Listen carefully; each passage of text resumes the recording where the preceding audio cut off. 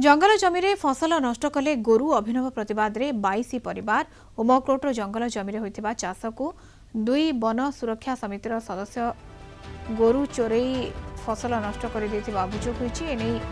नवरंगपुर जिलापाल कार्यालय सम्मुख में धारणा देथिले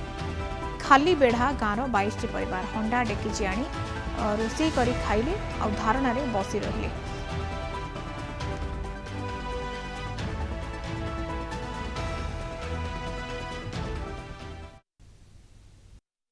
আমি ধান চাষটা কমাইছিল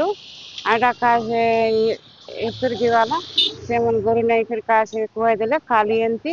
60-70 লোক টাঙ্গি টেঙ্গি আসে পিয়াতি করি এমন তো আমি গরু কেদিকে ଯିବା ପାଇଁ ହେଲେ ତ ଆମକୁ ଟେଙ୍ଗ ବାଡ଼ି ଦେଇକି ମାରି ପିଟି କରି କେଦି ଦେଲେ ଆଟା ବାଦ ଆମେ ଖାଲି ଗଲୁ ନାହିଁ କିଛି ନାହିଁ ଆମେ ଟାଣାକୁ ଗଲୁ ଟାଣାକୁ ଯିବା ପାଖରେ ତାର ପଛେ ସେ ଟାଣା ବାଲା ବି ସେ ବଡ଼ ବାବୁ ନାହିଁ से एने गला फेने गला बसे नहीं किसी नहीं बोलता नौटा रात हम जागिल से हम धान चाष करथिलु आज्ञा नाली जगार से धान चाष को बीएसएस वाला मन नहीं है शंकरड़ा बीएसएस ईरापुर बीएसएस डोंगरीगुड़ा मिसिकिना से धान को गोरु को आइले आज्ञा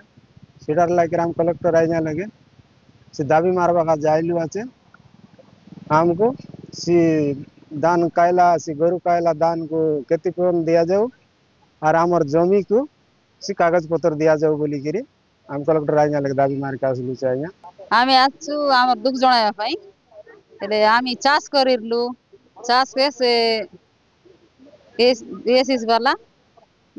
सब गोरु गाय नी किना 40-50 जण से मन लोक थिले गाय बिना सब नी करे से मन दान के नष्ट कर देले